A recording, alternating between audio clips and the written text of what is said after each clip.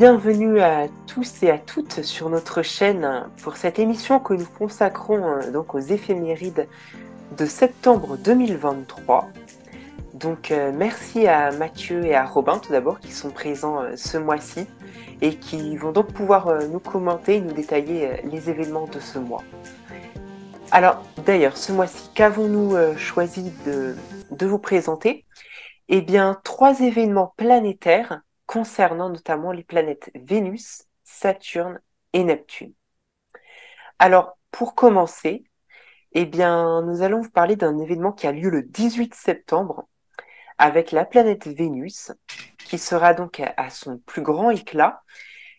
Donc, c'est le retour de Vénus dans le ciel du matin, et donc ce sera l'un des meilleurs moments pour pouvoir l'observer. Alors, à cette occasion, Mathieu, tu nous proposes une observation un peu spéciale, puisque tu vas nous parler de l'étrange lumière cendrée autour de Vénus.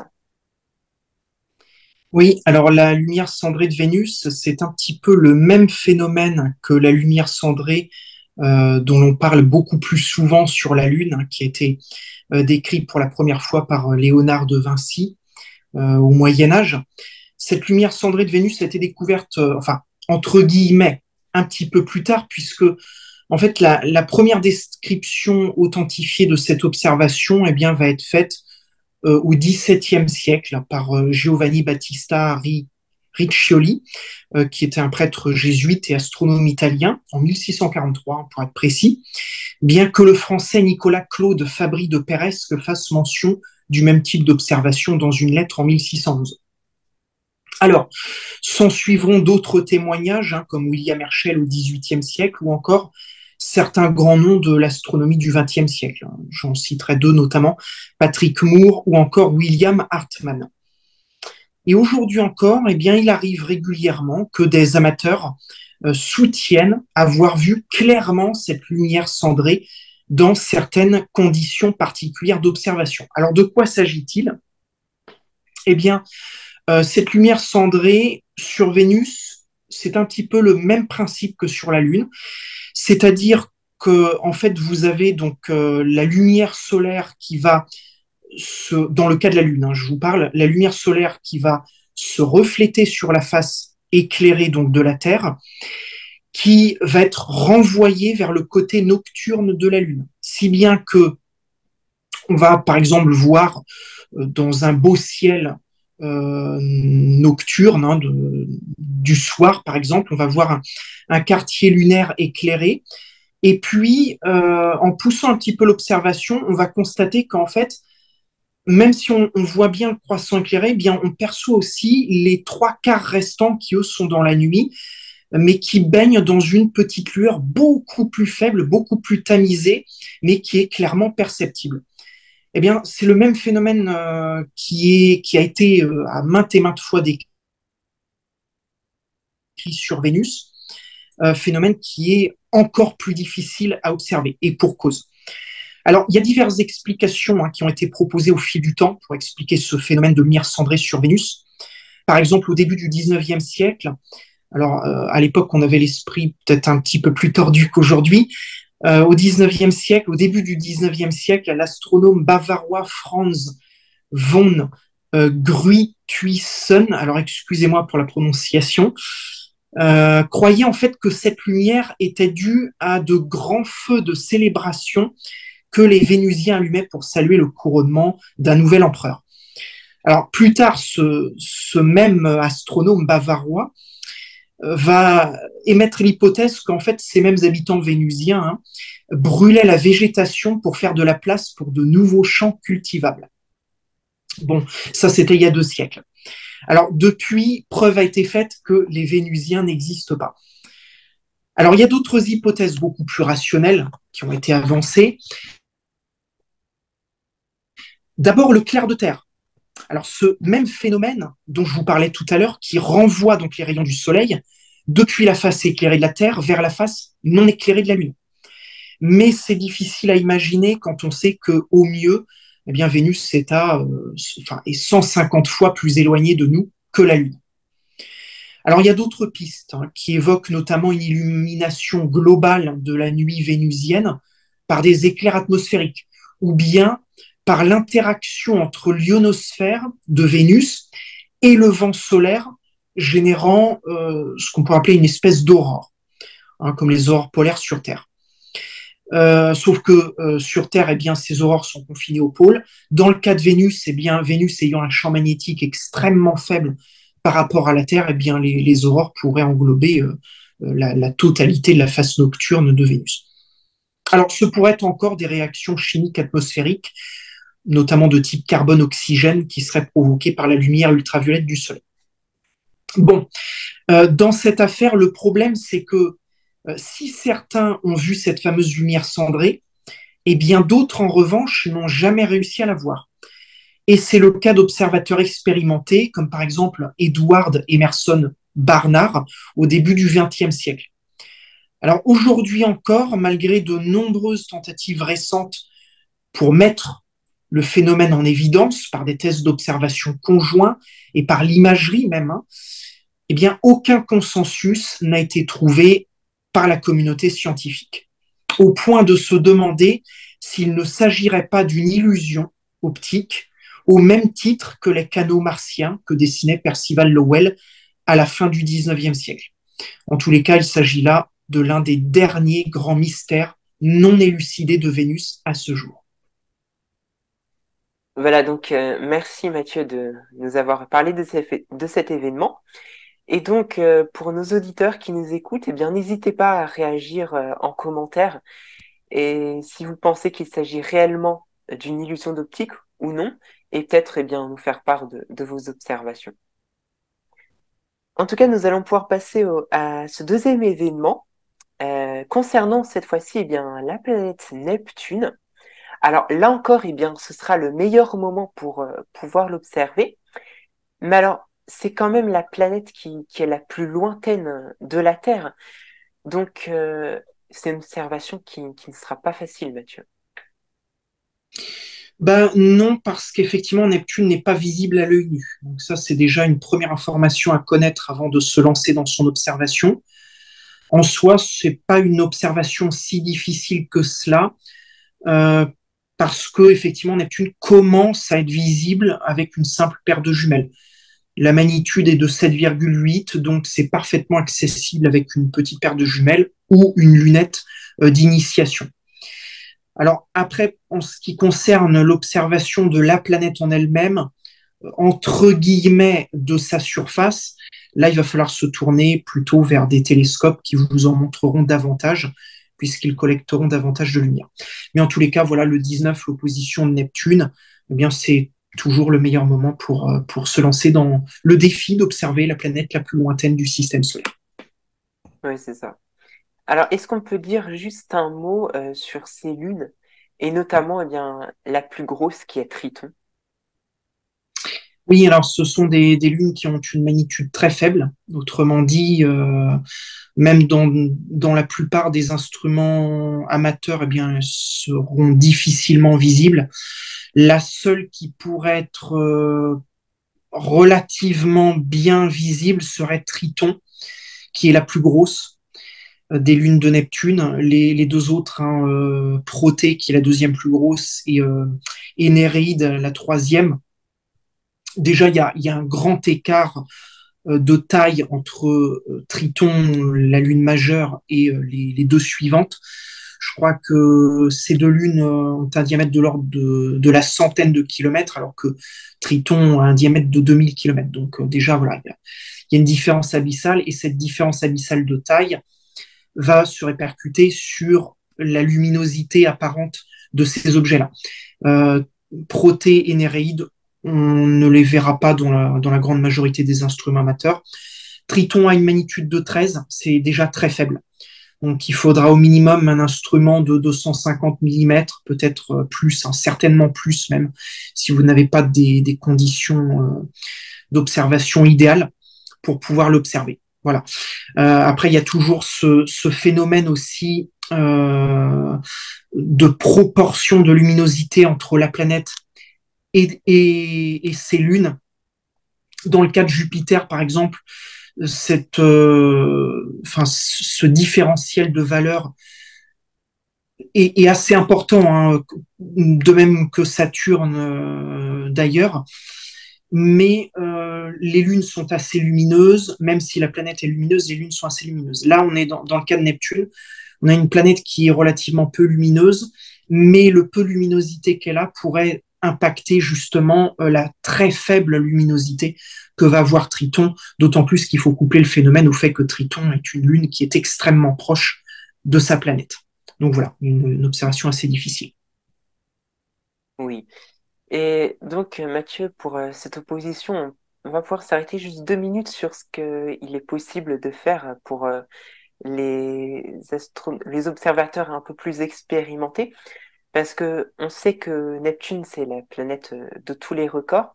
Alors, je sous-entends notamment sur les domaines, sur les plans climatiques, mais depuis une dizaine d'années, eh bien, certains amateurs commencent à observer des détails sur la surface de Neptune.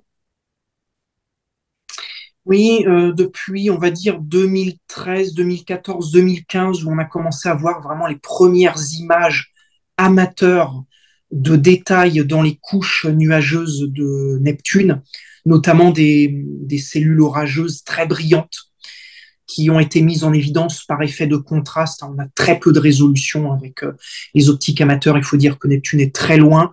Elle a une taille apparente extrêmement faible, extrêmement petite et une magnitude très faible. Voilà. Mais c'est tout de même des phénomènes assez intéressants à observer, d'autant plus que sur Neptune, contrairement à Uranus où c'est un peu plus aléatoire, sur Neptune, eh bien, ce genre de phénomène est assez régulier. On observe régulièrement des nuages brillants dans la haute atmosphère de Neptune. Ceci dit, il y a un article qui est paru tout récemment qui explique justement ce qui se passe dans les couches nuageuses de Neptune.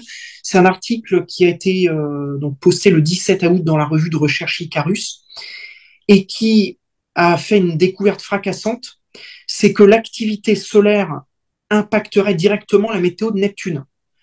Alors ça, c'est le résultat donc d'une étude qui est basée sur des observations régulières du télescope spatial Hubble sur une période de 28 ans entre 1994 et 2022 en collaboration avec les données du Grand Observatoire Keck à Hawaï.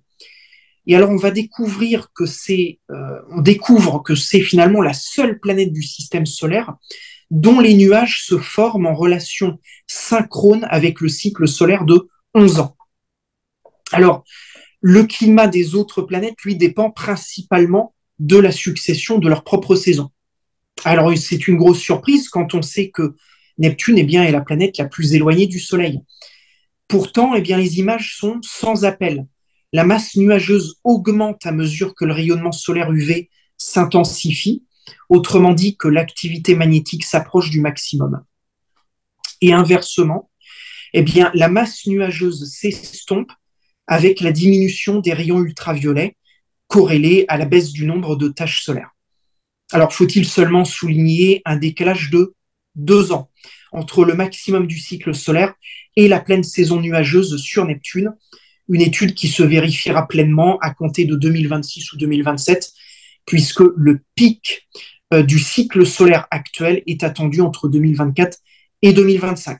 Donc, la mauvaise nouvelle dans l'affaire, c'est que malheureusement, si vous vouliez tenter ce genre de défi d'imager des contrastes dans les couches nuageuses de Neptune, eh bien, pour cette année, ça va peut-être être très difficile. La masse nuageuse est assez peu dense actuellement sur Neptune. Mais voilà, d'ici 2, 3, 4 ans peut-être, les choses auront changé. Ce sera l'occasion de vérifier notamment cette fameuse étude. Alors, c'est dû à quoi? Très rapidement, hein, c'est en fait une réaction photochimique dans laquelle les rayonnements ultraviolets eh bien, dissocient les molécules de méthane dans la haute atmosphère de Neptune pour les recombiner en hydrocarbures. Et ces hydrocarbures vont s'enfoncer dans l'atmosphère et se condenser en brume et nuages que l'on peut voir notamment sur les images de Hubble et sur certaines images amateurs. Alors, il faut évidemment du gros diamètre, hein, 300, 350 mm jusqu'à présent. Les années passent, les optiques s'améliorent, les systèmes d'imagerie aussi, les logiciels de traitement deviennent de plus en plus performants. peut-être qu'au fur et à mesure des années, eh bien, on verra des images sorties avec des optiques petit peu, un petit peu plus petites. Mais voilà, pour l'instant, ça reste accessible avec des gros instruments d'amateurs et surtout de l'expérience. Voilà, et donc Mathieu, tu nous parlais tout à l'heure avec Vénus d'illusion d'optique, et là tu aurais aussi ce même genre d'anecdote avec la planète Neptune. Oui, alors effectivement, en 1909, donc au début du XXe siècle, en fait, on va découvrir en observant le spectre de lumière de Neptune, eh bien, dans la fameuse bande verte, un composant qui indiquerait la présence de chlorophylle sur Neptune. Alors le chlorophylle, c'est le composant primordial des plantes ici sur Terre. Donc en fait, on s'imaginait à l'époque eh bien qu'il y avait de la vie sur Neptune. D'autant plus, alors c'était une observation qui était d'autant plus pertinente, d'autant plus intéressante, et bien qu'à l'époque, à la fin du 19e siècle et début du 20e siècle, et bien on pensait que les planètes Uranus et Neptune étaient des planètes telluriques, donc des planètes comme la Terre qui avaient une surface solide. Depuis, on sait que ce n'est pas le cas et qu'en fait, eh bien, cette fameuse bande, enfin cette fameuse détection du chlorophylle sur Neptune était en fait un artefact dû au système avec lesquels eh bien, on a réalisé ces spectres de Neptune à l'époque. Hmm. Ok, d'accord. Donc merci Mathieu pour cette anecdote. En tout cas, eh bien, c'est le meilleur moment, comme vous avez pu le constater, donc pour pouvoir observer la planète Neptune. Donc n'hésitez pas à sortir votre matériel pour pouvoir tenter l'observation. Maintenant, eh bien, le 23, c'est l'équinoxe d'automne. Donc à 8h50 heure de Paris, eh bien, nous passons à la saison automnale. Et maintenant, eh bien, nous allons vous parler de ce dernier événement qui a lieu donc le 27. C'est le rapprochement entre la Lune et la planète Saturne. Et donc, eh bien là, c'est Robin qui va pouvoir nous détailler cet événement. Oui, alors c'est ça, la planète Saturne et la Lune, donc notre satellite naturel, que l'on connaît tous, seront très proches l'un de l'autre lors d'une conjonction qui aura lieu dans la nuit moi j'ai noté dans la nuit du 27 au 28 septembre. Donc voilà, il faudra donner rendez-vous durant cette nuit-là pour en tout cas voir le rapprochement le plus proche possible. Et les deux astres seront assez proches l'un de l'autre, de telle sorte qu'ils seront à environ plus ou moins 2 degrés. Donc, c'est pas forcément très très très proche. On ne va pas avoir une occultation ni quoi que ce soit, mais ça reste un événement astronomique intéressant, surtout à voir ou à observer, ou même à photographier, à l'œil nu, de façon assez large. Alors j'ai noté aussi que le rapprochement, donc c'est-à-dire le moment où les deux astres seront littéralement le plus proche l'un de l'autre, se fera vers les 1h25 du matin. Et donc, à quel niveau du ciel il faudra regarder pour observer cet événement? Donc faudra vous intéresser à la constellation du Verseau. Ça sera dans ce coin-là du ciel. De toute façon, ça sera assez simple à reconnaître puisque vous aurez la Lune qui sera nettement visible à l'horizon sud-sud-est entre les deux. Et vous aurez un point lumineux assez brillant juste au-dessus. Et là, ça sera Saturne, qui sera donc à plus ou moins 2 degrés.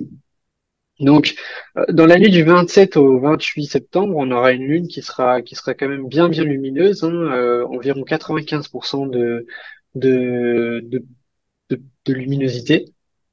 Et Saturne présentera ses anneaux de profil, hein, donc comme ce qu'on peut voir en ce moment.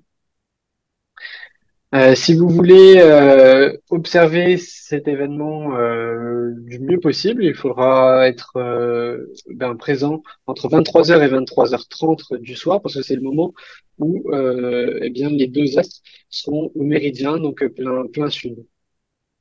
Donc voilà. Donc comme je l'ai dit, hein, c'est pas forcément un rapprochement très important.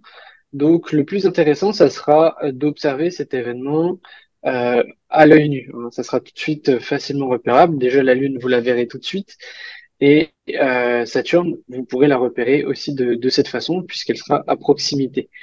Euh, si vous utilisez des jumelles, ça sera intéressant. Notez néanmoins que ce sera, je pense, compliqué d'avoir les deux astres dans le même champ de l'oculaire. Euh, bon, après, ça dépendra des groscissements de votre paire de jumelles, mais celles qu'on utilise assez couramment, hein, qui grossissent 25 fois, seront beaucoup trop importantes. Donc, si vous avez ce qu'on appelle des yeux de hibou, donc ça doit grossir 2,5 fois, il me semble, ça peut être vraiment intéressant, hein, si vous avez ça. En plus, ça amplifie la lumière, donc ça peut être vraiment bien. Et si vous souhaitez faire de la photo, il faudra prévoir un objectif compris entre 50 et 135 mm pour prendre cet événement et en ayant voilà la Lune et Saturne de l'autre côté. Donc voilà, merci Robin de nous avoir donc parlé de ce rapprochement. Donc ce sera un rapprochement très intéressant puisqu'on pourra l'observer notamment en soirée, mais il sera aussi visible donc toute la nuit du 27 au 28, comme tu l'as dit. En tout cas, eh bien, nous sommes arrivés donc à la fin de ces événements.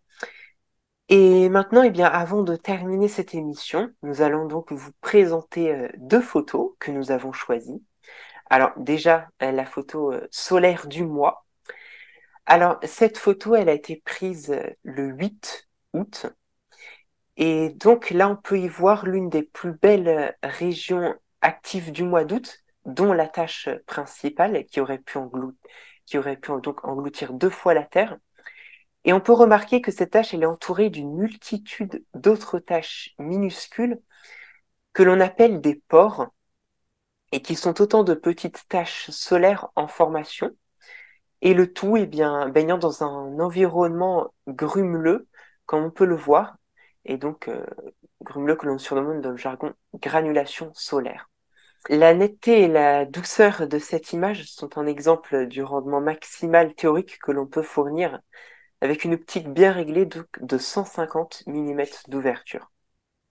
Et donc, eh bien, cette magnifique photo a été prise par notre astronome amateur Mathieu, que nous remercions. Et maintenant, eh bien, nous allons vous présenter cette photo du mois. Donc, il s'agit, comme vous pouvez le voir, de la planète Saturne, donc suivant l'opposition du mois dernier. Et donc là, eh bien, on peut voir Saturne en lumière visible moins d'une semaine avant l'opposition. Et donc, eh bien, cette photo a été prise avec le même matériel que cette photo du soleil que nous avons pu voir tout à l'heure. Et donc, pareillement, eh bien, par notre astronome amateur Mathieu. Donc, voilà donc pour ces photos du mois. Alors, sachez que vous pouvez retrouver d'autres photos prises par notre astronome amateur Mathieu sur sa chaîne L'Explorateur du ciel. Donc, n'hésitez pas à y faire un tour. Vous avez de nombreuses photos, vidéos sur les planètes de notre système solaire. En tout cas, eh bien, on vous remercie donc à tous et à toutes de nous avoir suivis une fois de plus pour ces éphémérides. Et donc, nous sommes reconnaissants à tous ceux qui nous suivent régulièrement de pouvoir eh bien, continuer de nous suivre. Et donc, n'hésitez pas à laisser des commentaires et n'hésitez pas aussi à fouiller plus en détail notre chaîne, Astronature 49, qui regorge donc d'autres vidéos que nous consacrons à d'autres actualités. autres que les éphémérides que vous pouvez retrouver en fouillant notre chaîne sur les playlists que nous avons. En tout cas, eh bien, nous vous donnons rendez-vous pour le mois prochain pour de nouveaux éphémérides. Et en attendant, eh bien, on vous souhaite un bon ciel à tous et à toutes.